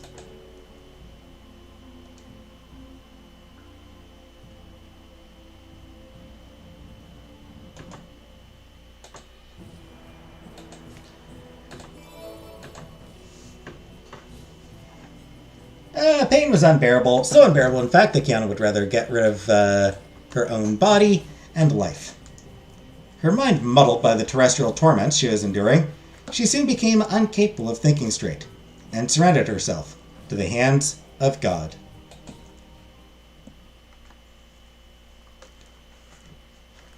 Thus she perished far too young, doomed by the wheel of fate, before she could even make use of the fairy's power.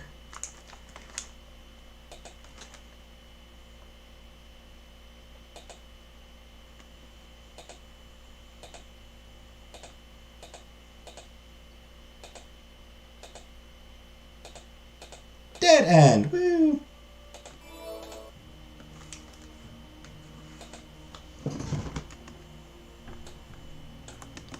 Half choked, Kiana summoned her godmother. Medea, please. It is not actually the end of the game. I think there's more left to it than I actually originally thought. The fairy's voice echoed as an orb of light was appearing right before her eyes. Yes, my child. It hurts so much. I cannot take it anymore. Do you wish to be saved? Yes, godmother. I beg of you, make it so that I can go back in time to undo my mistakes. Very well, princess. Under the haggard eyes of the girl condemned to death, a blinding light appeared as she was slowly losing consciousness. A frail thought arose in her mind just before darkness struck her. Is it already too late? Crucified achievement.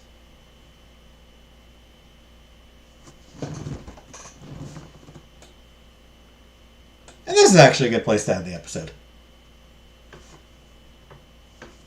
So, that is what, our third death? We've been killed by, we've died by drowning. We've been buried alive. We've been crucified. Things are going great. You know, things are going just swell.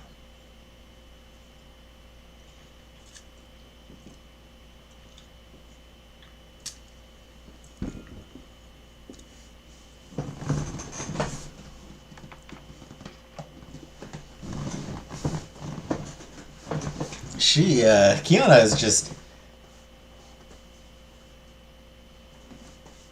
And she gets to remember all these deaths, too. Like, she gets to experience these deaths, and she gets to remember them. Gotta wonder how many times a person can die before they just... before their mind is broken.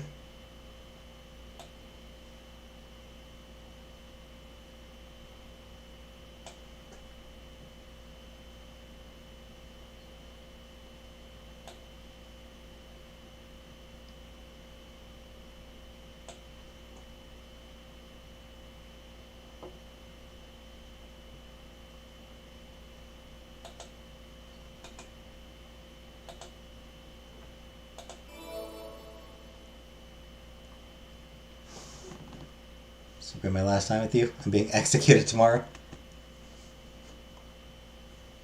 Well,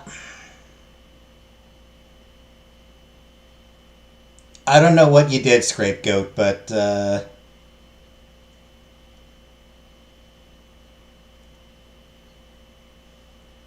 let's be honest, you probably deserve it. Hey, Elf.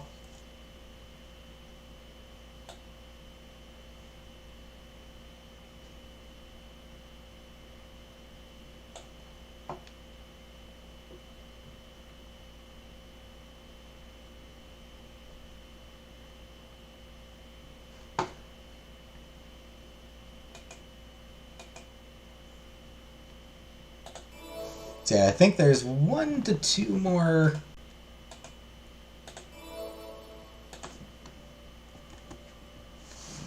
I think there's like 1 or 2 more routes to take.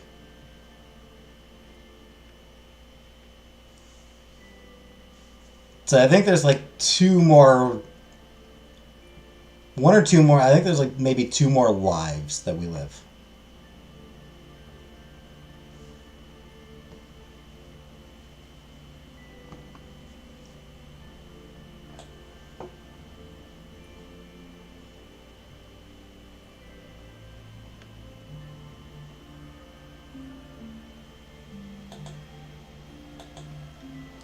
So, I think we are a chunk of the way through the game.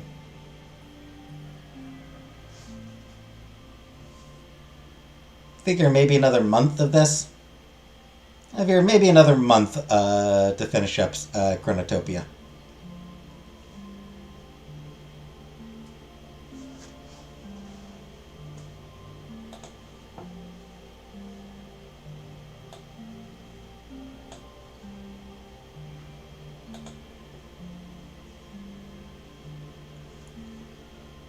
Once we do finish with Chronotopia, the next game I play, I think, is the next game I play on stream. The next game that I play, like, for streaming. I think I am going to go with Harmony, The Fall of Reverie. Which I'm pretty sure has actual voice acting. So it'll be way easier for me.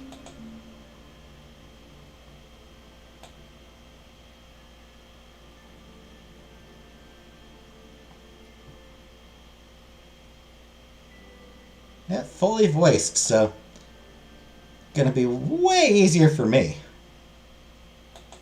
So much less reading, so much less work trying to remember what voices I give characters.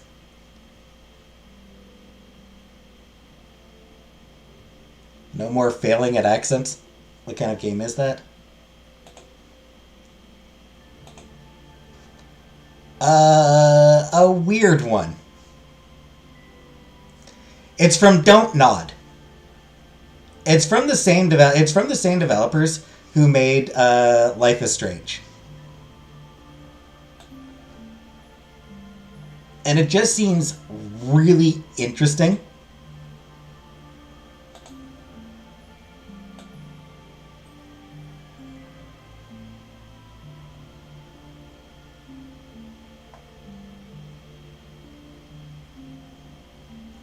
And it also seems to be way less fucked up than this.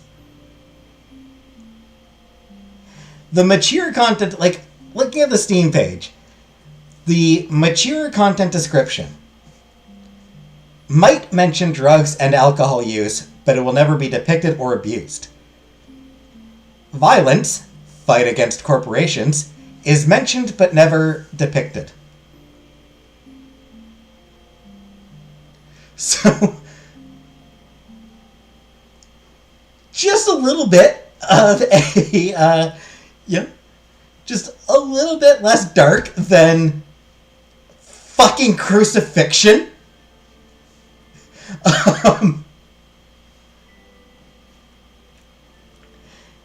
Not quite as dark as a young woman escaping her incestuous father and getting fucking crucified.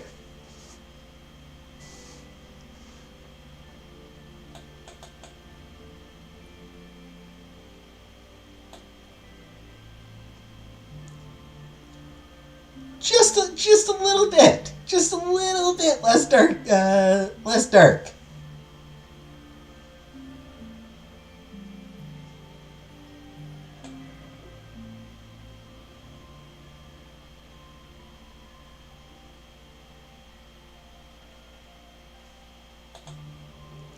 Anyway. Yeah, Life is Strange is phenomenal. And this game Harmony, The Fall of Reverie, just looks really interesting. Like, it's got a really interesting premise to it. It just does seem like just a really interesting game. Since that one did come out not long ago, that one I will probably end up streaming from my new computer, my new laptop. So I will probably make use of my new laptop for that one as well. So, an excuse to use my new one.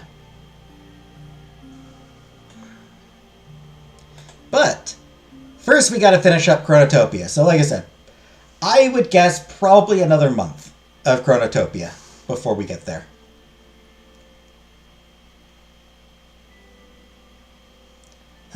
But for now, thanks for watching. And